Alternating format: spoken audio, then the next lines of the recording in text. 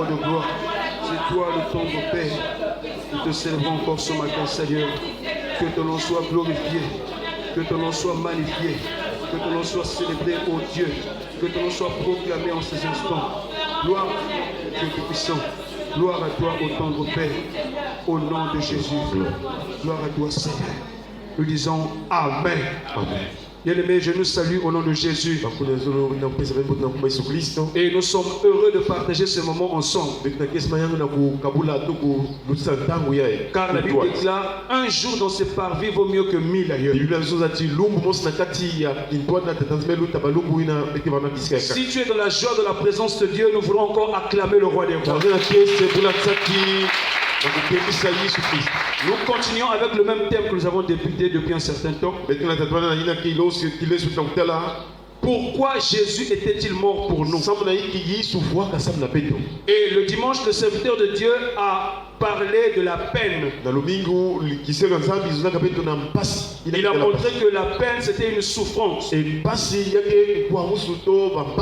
Et on nous a aussi parlé de la malchance. Dans la définition, on a expliqué que la malchance c'est le fait d'échouer à quelque chose. Et la malchance c'est aussi ne pas obtenir ce qu'on veut. Mais nous croyons qu'au nom de Jésus, la malchance doit quitter. Parce que sur la croix, quelqu'un a payé le prix pour nous. Et ce matin, nous voulons voir aussi que la peine signifie l'humiliation. Mais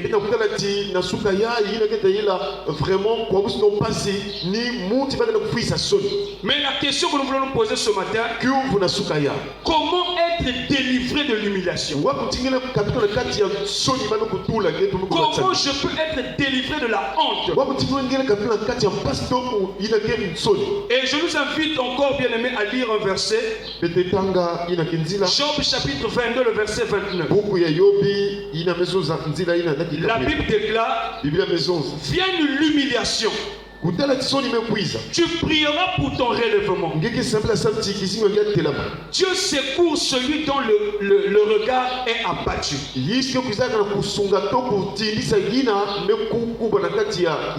Dans ce verset, nous pouvons noter deux éléments. Le premier élément, c'est l'humiliation. Le deuxième élément, c'est le relèvement. Le contraire de l'humiliation, c'est le relèvement.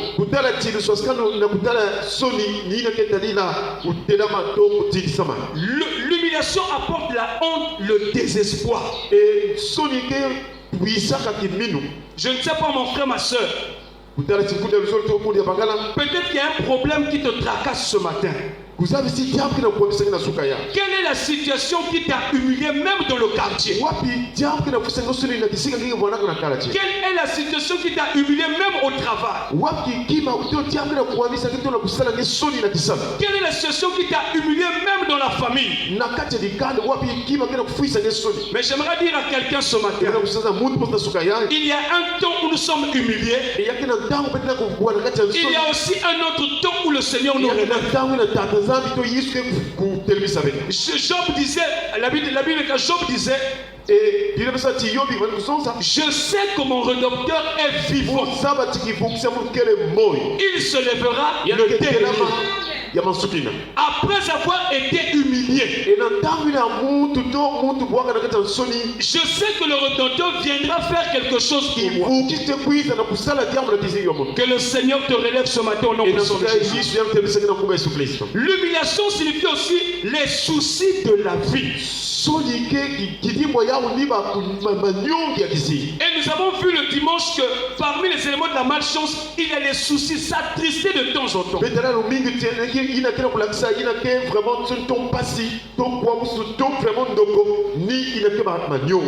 personne humiliée, c'est une personne qui manque de valeur. C'est une personne qu'on ne peut plus respecter. Mon frère, ma soeur, peut-être que tu as perdu le respect de la famille. Quand il y a des situations délicates, on ne t'appelle même pas. Mais j'aimerais dire à quelqu'un ce matin, il y a un temps où nous sommes rejetés, comme Jephthé. Mais il y a un temps où on doit nous chercher. Le Jephthé a été rejeté. On a dit que tu ne peux pas être avec nous. Jephthé était dans l'humiliation. Mais comme Dieu, il est amour. Il porte le regard sur nous. Quand le peuple a commencé à souffrir, on a dit que ce cas que nous avons là, il faut chercher celui qu'on avait humilié. C'est-à-dire le récupérer. Lui redonner la valeur. Que le Seigneur te redonne la valeur au nom puissant de Jésus. Que le Seigneur te fortifie ce matin au nom puissant de Jésus. L'humiliation signifie aussi la perte de dignité.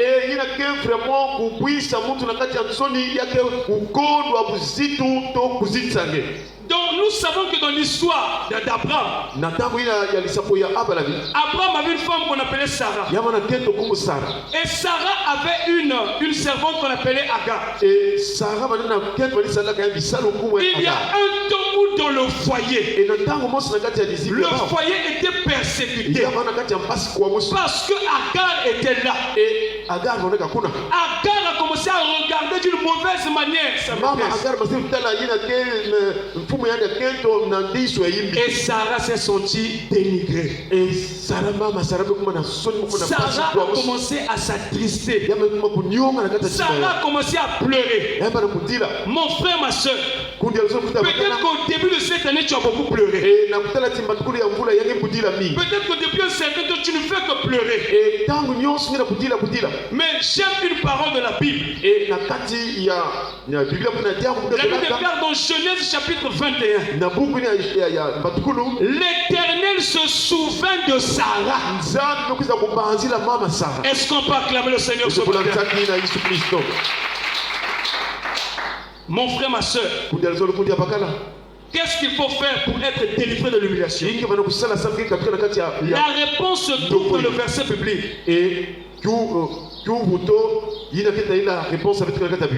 Viens l'humiliation, tu prieras.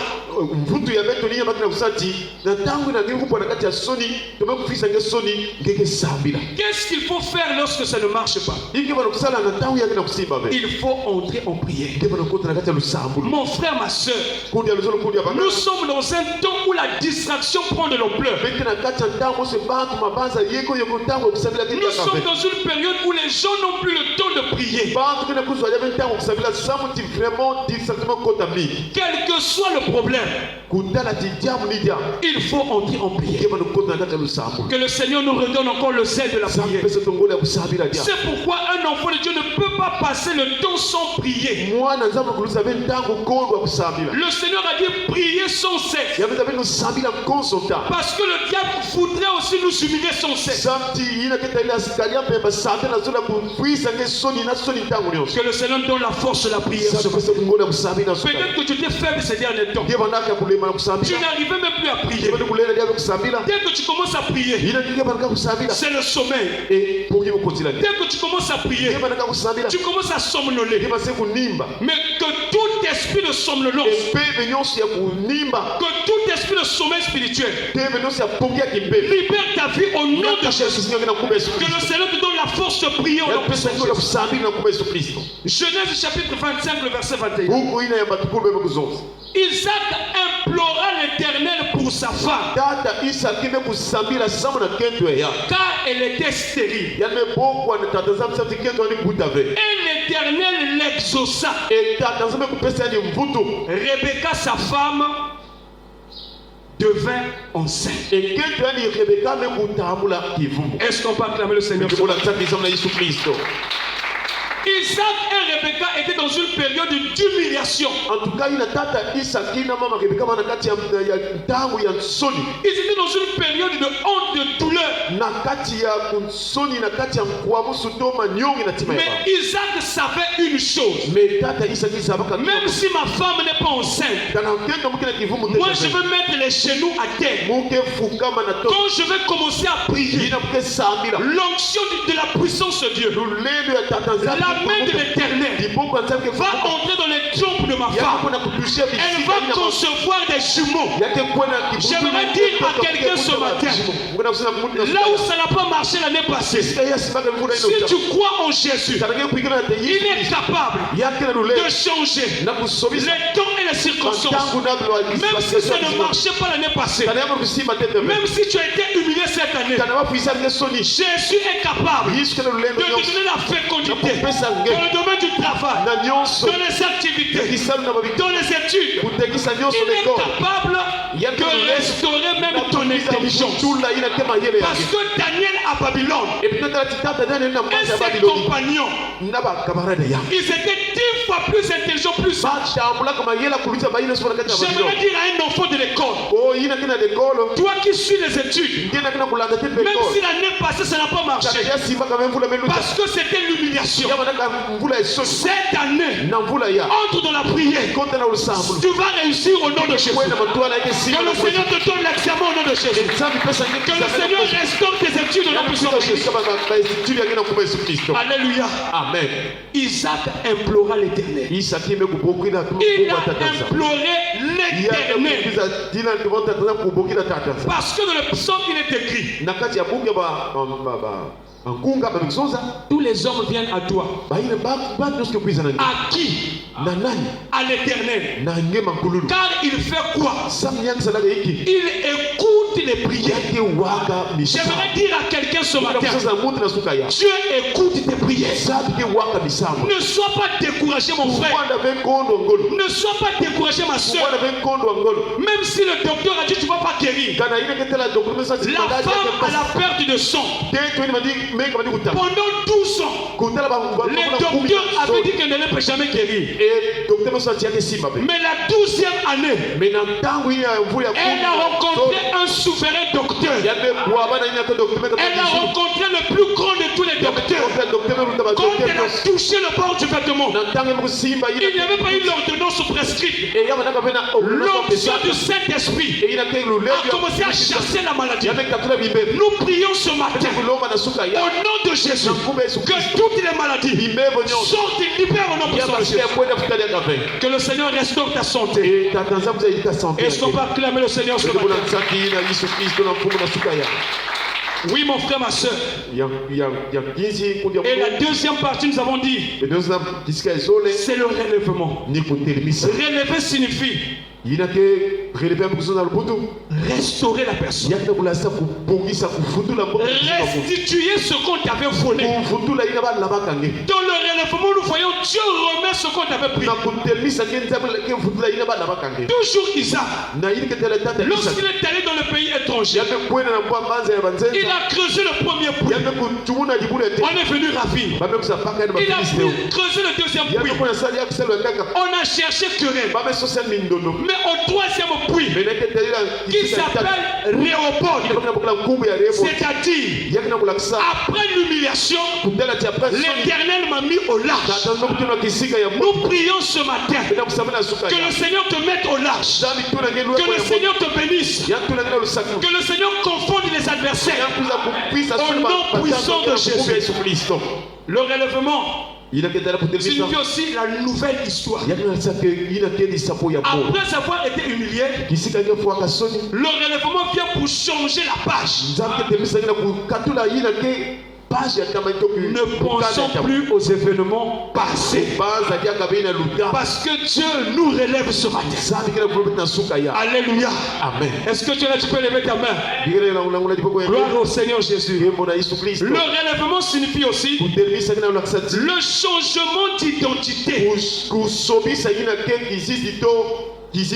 Sarah était stérile. Dieu l'a relevée. Elle était féconde. Abraham, ça ne marchait pas. Dieu a changé son identité. Genèse chapitre 17. Dieu a changé même son nom. Mon frère, ma soeur, même si le nom que tu as, on avait dit que avec ce nom-là, tu ne peux jamais voler. Moi, je sais que notre vie est caché en Jésus. Lorsque ta vie est en Jésus, ce n'est plus les liens de la famille qui te commandent, mais c'est Jésus qui décide sur ta vie. Que Jésus dise quelque chose pour toi ce matin. Au nom puissant de Jésus. Bien-aimés frères et sœurs, j'aimerais nous inviter ce matin. S'il te plaît, est-ce qu'on peut se lever quelques minutes pour la prière? J'aimerais nous inviter à prier ce matin. Tu vas commencer à lever ta voix pour dire merci au Seigneur parce qu'il a enlevé le temps d'humiliation. Élève ta voix, commence à rendre grâce au Seigneur ce matin. Au nom puissant de